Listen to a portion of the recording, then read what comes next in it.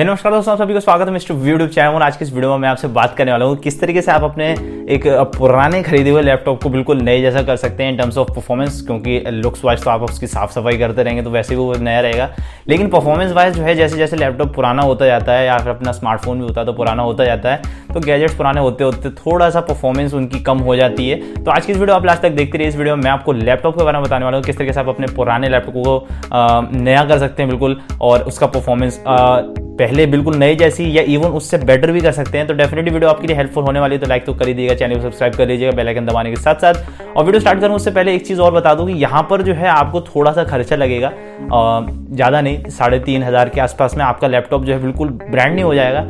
और video start करते हैं। यहाँ पर जो जो चीज़ों की आपको ज़रूरत पड़ेगी उन सबकी बेस्ट बाय लिंक्स आपको नीचे डिस्क्रिप्शन में मिल जाएंगी। उन्हें खरीदने से ऐसा होगा कि मेरे चैनल को भी सपोर्ट होगा और आपको भी चीज़ें सस्ते में मिल जाएंगी, तो ट्राई कर लीजिए नीचे की लिंक को। और वीडियो स्टार्ट करते हैं। मेरा नाम है भानु प्रताप और मिस्टर यूट्यूब चैनल देख रहे हैं आप। वो तो देखिए सीन कुछ ऐसा है, जो बैकग्राउंड में आप लैपटॉप देख रहे हैं वो है डेल वोस्त्रो 153559, जिसे मैंने 2 साल पहले खरीदा था। लेकिन यहाँ पर अभी से यूज़ करते करते मुझे 2 साल हो चुके हैं और 2 साल में मैंने ये नोटिस किया कि इसकी जो परफॉर्मेंस जब मैंने खरीदा था नए टाइम पे तब जैसी परफॉर्मेंस देता था उससे बहुत नीचे जा चुकी थी इसकी परफॉर्मेंस। तो मैंने सोचा क्यों ना इसको थोड़ा अपग्रेड किया जाए, इसमें कुछ चीज़ें नई डाली जाएँ जिससे कि लैपटॉप जो पुराने से बेहतर एक्चुअली अब परफॉर्म कर रहा है। वो तो यहाँ पर मैंने क्या क्या किया, तो उसमें सबसे पहली चीज़ जो थी वो थी मैंने थर्मल पेस्ट इसका चेंज किया।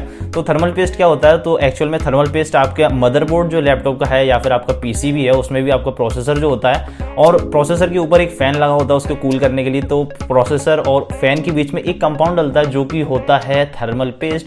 अब ये जो है हीट कंडक्टिविटी को काफ़ी अच्छा बना देता है, यानी प्रोसेसर की हीट को निकाल के हीट सिंक में पहुंचा देता है ताकि फैन जो है उस हीट को डिसिपेट कर सके और आपका प्रोसेसर रहे ठंडा। तो यहाँ पर ये कंपाउंड जो है ज़्यादा टाइम तक यूज़ करने के बाद सूख जाता है और काम अच्छा नहीं करता, जिससे कि होता ये है कि बॉटल नेकिंग स्टार्ट हो जाती है, आपका प्रोसेसर हीट होने लगता है और परफॉर्मेंस अच्छी नहीं देता है।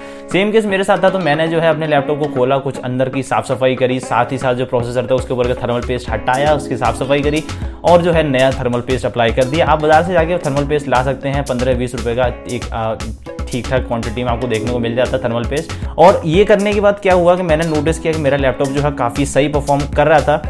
जो छोटे मोटे लैग्स थे, जो मतलब फालतू की, जैसे विंडोज़ की प्रेस करने पर तुरंत जो ऑप्शंस होते हैं वो नहीं आते थे पहले, लेकिन ऐसी जो छोटी मोटी चीज़ें थी वो सॉल्व हो गई थी जैसे मैंने थर्मल पेस्ट चेंज किया था।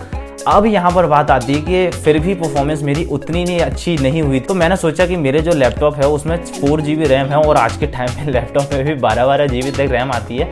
तो मैंने सोचा क्यों ना थोड़ा रैम की तरफ ध्यान दिया जाए। तो यहाँ पर जो है मेरे लैपटॉप में LPDDR3L टाइप की रैम लगती है जो कि 1600 मेगाहर्ट्ज़ पे क्लॉक्ड है।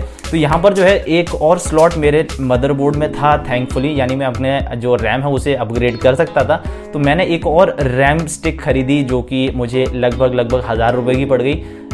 सस्ते में ही पड़ी थी, मैंने अपने दोस्त से बाय कर ली थी, उसके पास रखी हुई थी, लेकिन आपको जो है लगभग 1,000 रुपये में या 1,300 रुपये में पड़ जाएगी। आपको नीचे डिस्क्रिप्शन में लिंक हर सब चीज़ की दी हुई है, वहाँ से जाके आप चेक कर सकते हैं।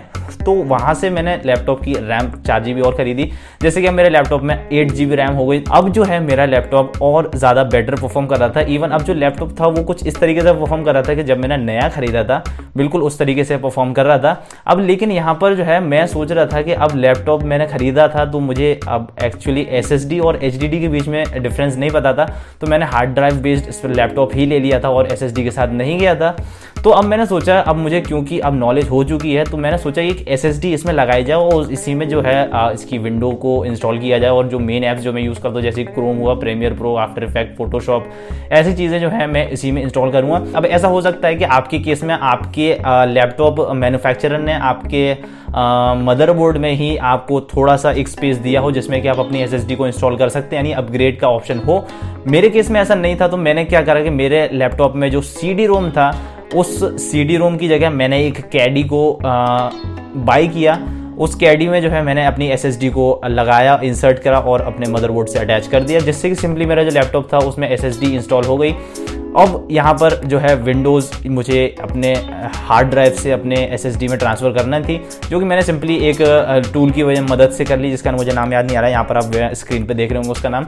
उससे मैंने बहुत सिंपल है, आप चाहें तो मुझे नीचे कमेंट सेक्शन में बता सकते हैं, मैं एक फुल ट्यूटोरियल आपको दे दूंगा, या फिर मुझे डिस्क्रिप्शन में लिंक दे देता हूँ एक वीडियो की, जहाँ से कि आप इसका फुल ट्यूटोरियल देख सकते हैं। और जो SSD थी वो मुझे लगभग पड़ी थी 2300 की। मैंने 240 GB की WD ग्रीन जो हार्ड SSD होती है वो डाउनलोड नहीं करी थी, मैंने बाई करी थी और उसे इंस्टॉल किया था। आप चाहें तो 120 gigs की SSD के साथ भी जा सकते हैं, वो भी आपके मेमोरी को काफ़ी सही कर देगी, क्योंकि वहाँ पर विंडोज़ जो है 120 GB में भी इंस्टॉल हो सकती है।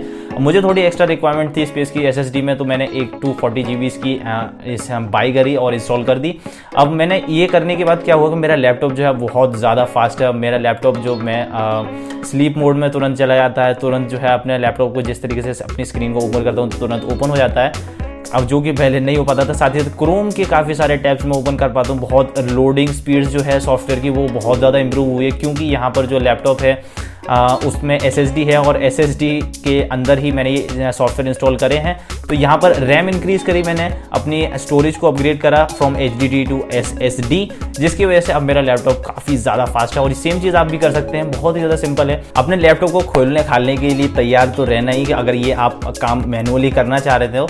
लेकिन अगर आप सोच रहे हैं कि किसी आप शॉप वाले से करवाएं तो वो ज़्यादा अच्छा हो, क्योंकि उसमें आपका रिस्क नहीं रहेगा। अब अगर आप अपने खुद से ये सब करना चाहते हैं तो अपने लैपटॉप की स्पेसिफिक मॉडल की डिसेंबली देख लीजिएगा कि किस तरीके से अपने लैपटॉप को ओपन करना है, क्योंकि यहाँ पर जो है बहुत सारे स्क्रूज बहुत सारी जगह पे होते हैं। मुझे अपने लैपटॉप को ओपन करने में काफ़ी ज़्यादा टाइम लग गया था, तो बस ये मुझे आप बताना था। यही था वीडियो में। आई होप वीडियो आपको पसंद आई होगी, हेल्पफुल लगी होगी। अगर आपके पास कोई क्वेश्चन हो, सजेशन हो, या हो कोई वीडियो टॉपिक जिस पर आप चाहते हैं कि मैं वीडियो बनाऊँ, तो आप नीचे कमेंट सेक्शन में मुझे बता सकते हैं। मुझसे पर्सनली बात करना चाहते हैं तो मेरा इंस्टाग्राम हैंडल आपको यहाँ दिख ही रहा है, ये रहा। यहाँ पर जाके मुझे फॉलो करिए और मुझसे बात भी करिए। और मिलता हूँ आपसे अगले वीडियो में, तब तक के लिए गुड बाय। इस तरीके से गुड बाय, मिलता हूँ आपसे अगले वीडियो में, गुड बाय।